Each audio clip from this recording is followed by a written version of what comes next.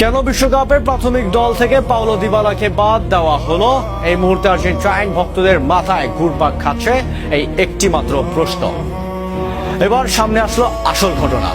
মূলত যে তিনটি কারণে পাওলো দিবালাকে বিশ্বকাপ থেকে বাদ দিতে বাধ্য হয়েছে স্বয়ং স্ক্যালোনি, এবার সরাসরি কোচ লিওনেল স্ক্যালোনি নিজেও ফাঁস করলো সেই আসল তিনটি কারণ। কিন্তু এও কি সম্ভব যে পাওলো দিবালাকে বলা হয় লিওনেল মেসির যোগ্য উত্তরসূরি, যার পায়ের জাদুতে মুগ্ধ পুরো ইতালি, সেই দিবালাকে কিনা বাদ করলেন 2026 বিশ্বকাপের প্রাথমিক দল থেকে? ফিফার কাছে 55 সদস্যের তালিকা জমা দেওয়া হয়েছে ঠিক শেষ মুহূর্তে লিওনেল স্ক্যালোনি এমন এক বোম ফাটালেন যা আর্জেন্টাইন ভক্তদের হৃদয়ে রক্তক্ষরণ ঘটাচ্ছে। কেন?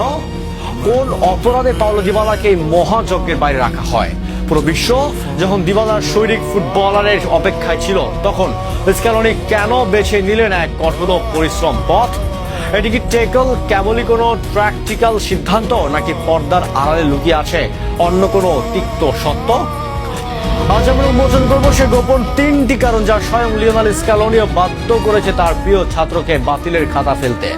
ভিডিওটি শেষ পর্যন্ত দেখুন, কারণ আজকের এই ঘটনাটি আর্জেন্টিনার টানা দ্বিতীয়বার বিশ্বজয়ের স্বপ্নে বড় কোনো আঘাত কিনা তা নিয়ে শুরু হয়েছে চরম এক বিতর্ক।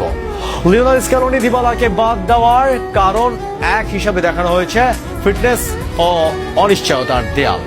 স্ক্যালোনি প্রথম এবং সব থেকে বড় যুক্তি হলো শারীরিক ক্ষমতা বা ফিটনেস। পাওলো দিবালার প্রতিভা নিয়ে কারোরই কোনো সন্দেহ নেই, কিন্তু তার চোট প্রবণ শরীর স্ক্যালোনির জন্য সবসময় এলোনি একটি দুশ্চিন্তার কারণ।